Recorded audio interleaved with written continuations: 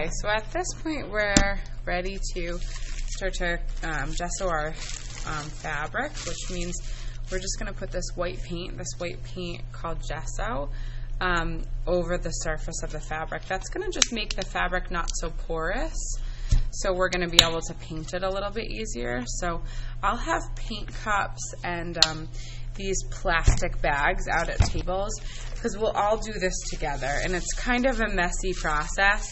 It's short, it's sweet, it's messy, but if you just follow along with the instructions on where to put it and stuff, you'll be fine. So mine's a little bit folded here. I'm going to try to flatten it out as best as I can.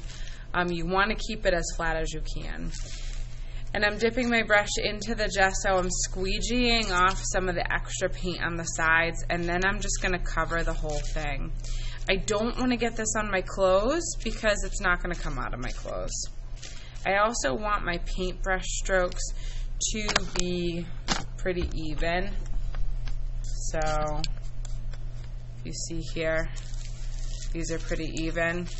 And like I said, right now this is porous. We're making it not so porous, but right now this is going to go through the fabric onto the plastic. So we definitely want to make sure, number one, our paintbrush strokes are pretty smooth. Number two, they're completely covered, so that our colors don't go through the fabric too when we start that. And you may need more gesso throughout the process, but try to smooth it out because you may have extra bubbles of it in there. So try to get as smooth as you can.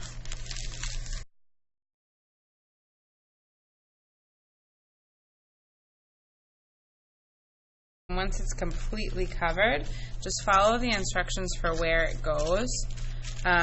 We're probably going to wait till everybody at your table's done, but we'll see how that goes. Depends on the class.